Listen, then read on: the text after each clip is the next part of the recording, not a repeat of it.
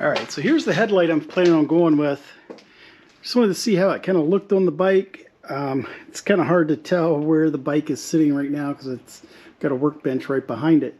So I can't, get back and get a real big look at it. But this is kind of what I wanted to go with. Single headlight. Gonna have to adjust it a little bit here because the ignition is hitting the back of the headlight a little bit. So I might have to try to reposition it just a little bit, or modify the ignition switch or move it. I do plan on raising these the triple tree up a little bit because it's somebody has it lowered about 1.5 inches or inch, so that would bring it up a little bit and allow that to fit in there a little nicer. I'm just doing a test fit now. I kind of said how I'm doing things on a budget on this bike, and trying to do it as a budget build. And I was looking at this headlight and one similar to it, and they were running about between $90 and $100 on Amazon, and actually found one that was listed as an open box. And usually with Amazon, it's either the box got damaged or either somebody returned it. But it was marked down to, I think it was 47, or might have been 57. So I was like, well, that's the headlight I'm looking for, and it's about $40 to $50 cheaper. So let's go with it and see. So got it in, and it looks fine. It does look like somebody took out this screw here that holds the ring on. Not sure why. Don't know. But everything else looks okay. But since it is an open box, I want to test it and make sure everything works, the turn signals, the headlights, everything, before I just keep it. And I wanted to make sure it would fit on the bike okay. Looks like it will. So I'm going to just plug it in, test it, and then take it right back off until I'm ready to install that. But just thought I'd give you an idea of what the headlight is going to look like, and then we're going to move on to doing some more tank repair. Alright, so did a little grinding and found out they used a little bit of body filler on this. A whole lot, a little bit. Alright, here's the dent we're working with. And you can probably see the little dent up here in the top. Don't know if it's showing up on this side of the garage. I need some more light over here. But I'm going to try to work on pulling some of this out. Now, I am not a body man, but I've done a little bit of body work. I've got a stud welder. So I'm going to try to weld some studs on here and then use a puller. Try to at least get this dent out some. I don't want 4 inches of Bondo in here like that was in before. So we're going to try to see if we can get this pulled out some and then see what we can do to it. Alright, here's the progress so far. I have been able to get some of the dent to pop up some. So now I'm going to work my way down here to these lower ones. See if we can pull those out and just try to work it out. I might have to cut these off and spot weld some more on and pop it off. I'm using this machine from Harbor Freight, the stud welder. It works pretty good. I've had good luck with it on another tank and a couple vehicles. So like I said, I'm not a professional with this. It's just kind of trial and error. Just kind of keep putting some on and pulling, see if you can get some to pop. Then move over and pull some more, and yeah, we'll see what happens. Well, now we have a major problem. This stud pulled off, and when it pulled off, it pulled a chunk of the tank off with it. So now we have a hole in the tank.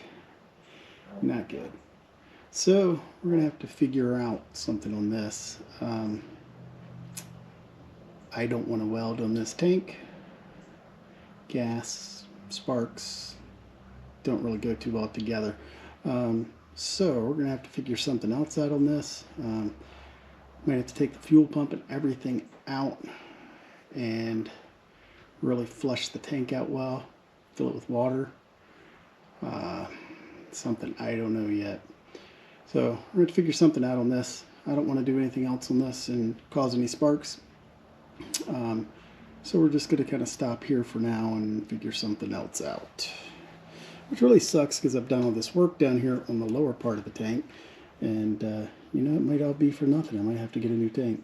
So, we'll see.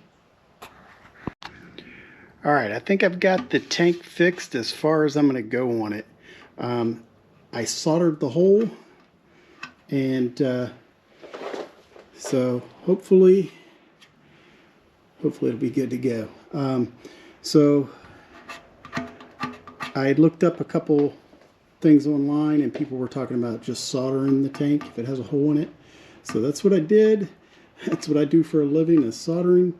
You know, I work on computers and stuff, so I do a lot of soldering, and hopefully that will hold okay. I'm going to go around it a little bit more, get a little more solder around, just start to, you know, build out a little bit, make sure it's sealed. Actually, it looks like might be a little crack up in here too, so I'm going to solder these up, but I'm not going to go any further on this tank. I don't want to pull another hole in it or anything like that, so we're going to do the body work around it. Did get this dent out here some. Got the dent out up here. I need to cut this peg out. Got the dent out some up here as well, and it seemed to have taken that hump. There was a hump right up here in the metal, so when I pulled that dent out, it seemed to have got it. So I'm going to get rid of that pin up there, do a little more soldering down here, and hopefully the tank is fixed. At least as fixed as it's going to get. Alright, back out in the garage today.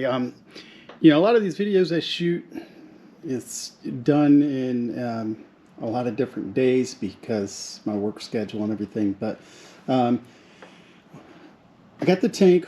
I'm going to try to do some body work on the tank today, but it is very cold here today, so I'm going to have the heat cranked on.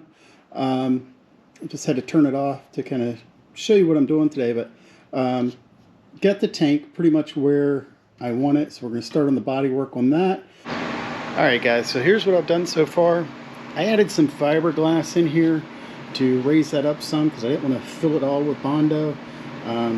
So now I'm going to start with the body work on this. I'm just going to put a little Bondo on the this top dent here and this dent in here, and then we'll work it all, and then we'll feather all this out and into hopefully making this tank look a lot nicer than it did, and you know, get it back to, you know, looking like it was factory. So here we go. It's cold out, so I'm going to have to run my heater. So I'm going to have to turn the camera off, and we'll come back. It's real easy, just rubbing Bondo on. Alright, here's the tank so far. I think I've got all the body work done on it. And so I'm going to actually do a little body filler down here on this fiberglass, smooth it out. But it's coming along. I think it'll come out alright. And I kind of left the Kawasaki sticker on there somewhat, so hopefully once I get it painted I can line up the new sticker and have it in the right place. So far it's coming along. Hopefully it doesn't rain so I can finish this. Alright, here's the tank. I think I'm finally done with all the body work. Get this all smoothed out, and I think we're about ready for paint. Like I said, I think I'm going to paint the tank one color, paint this lower section through here in a black. I'm not sure if I'm going to go with like a bed liner type finish to make it look like a molding, or what I'm going to do with it yet, but I like the look of it. We're going to test it on the bike again here shortly. Just thought I'd give another little shot here of this side. This is where the big dent was. We got the dent all worked out. There was a little dent up here, like right in here, and this whole side was dented in, and it was pretty good. Did alright, I guess. I'm not a body man, but I enjoy doing this and trying to bring it back to life instead of just going and buying a new tank, which they're pretty expensive. So this is all about a budget. So, you know, do a little body work, take a day or two, do some body work. Like I said, I'm real happy with the way this turned out, this fiberglass work. And so yeah, so I think we're getting there in the direction I want to go. All right, guys, I went through this morning, got all the parts ready to be painted and prepped. I'm going to, here's the tank. I'm going to try to spray some primer on it. It's very cold this morning, but I've had my heater running in the garage for a while and got it nice and warm. So I'm going to try to spray on some primer. What I like to do is take a warm bucket of water and put my primer, if I'm using a spray can, put my primer down in it, and that warms up the primer enough to flow smooth. So that's what I like to do to my primer. And so I'm going to get ready and spray this tank with primer, and then all the other little bits and pieces that I have. I did wind up taking the front fender off. I had forgotten to do that, and so I prepped it this morning. So hopefully that'll go smooth too. And yeah, we're going to give this a shot. All right, here's the painted tank, and painted it. It has 3 coats of clear. I think it came out pretty good. Here's the other pieces, and they're looking pretty good. So it came out pretty good. This is the first time I've used Duplicolor, and you know, it did all right. It's cheap, and you know, I painted all this for, and got the can of paint for the frame, and it was $100, which I didn't think that was too bad. So, you know, we'll see how it goes. But I got to get out of this garage, let this air out.